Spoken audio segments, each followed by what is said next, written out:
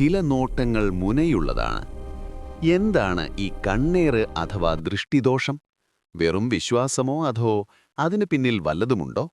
ഒരാളുടെ അസൂയ കലർന്ന നോട്ടം നമ്മുടെ പോസിറ്റീവ് എനർജിയെ ബാധിക്കുമെന്നാണ് പണ്ടുള്ളവർ പറയുന്നത്. പുരാണങ്ങളിൽ പോലും ഇതിനെക്കുറിച്ച് സൂചനകളുണ്ട്. എന്താണ് കണ്ണേറ് അഥവാ ദൃഷ്ടിദോഷം? ഒരാളുടെ തീവ്രമായ നോട്ടം വഴിയോ അസൂയ കലർന്ന ചിന്തകൾ വഴിയോ മറ്റൊരാൾക്ക് ഉണ്ടാകുന്ന ദോഷഫലങ്ങളെയാണ് പൊതുവെ കണ്ണീറ് അല്ലെങ്കിൽ ദൃഷ്ടിദോഷമെന്ന് വിളിക്കുന്നത്. കണ്ണ് കിട്ടുക എന്നും ഇതിനെ പറയാറുണ്ട്.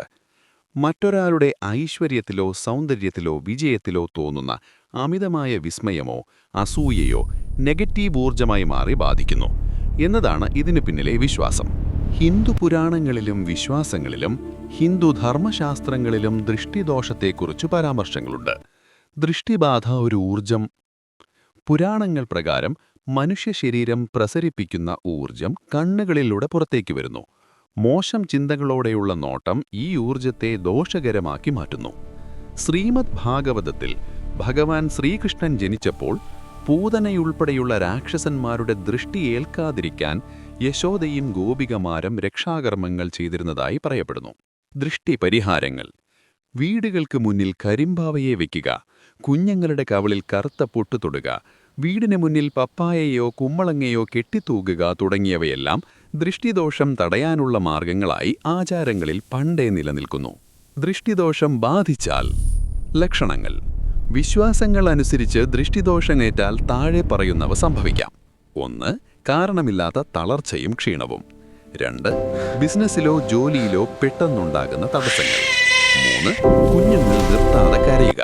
4. ചെടികൾ പെട്ടെന്നുണങ്ങിപ്പോകുക, വളർത്തുമൃഗങ്ങൾക്ക് അസുഖം വരിക.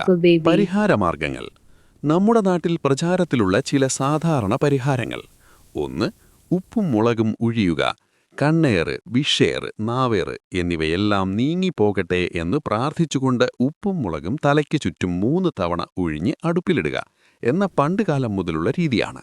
2. കരിവളയും കറുത്ത ചരടും. കുട്ടികൾക്ക് ദൃഷ്ടിദോഷമേൽക്കാതിരിക്കാൻ അരയിൽ കറുത്ത ചരട് കെട്ടുന്നതും കരിവളയണിയിക്കുന്നതും പതിവാണ്. 3. കറുത്ത പൊട്ട്.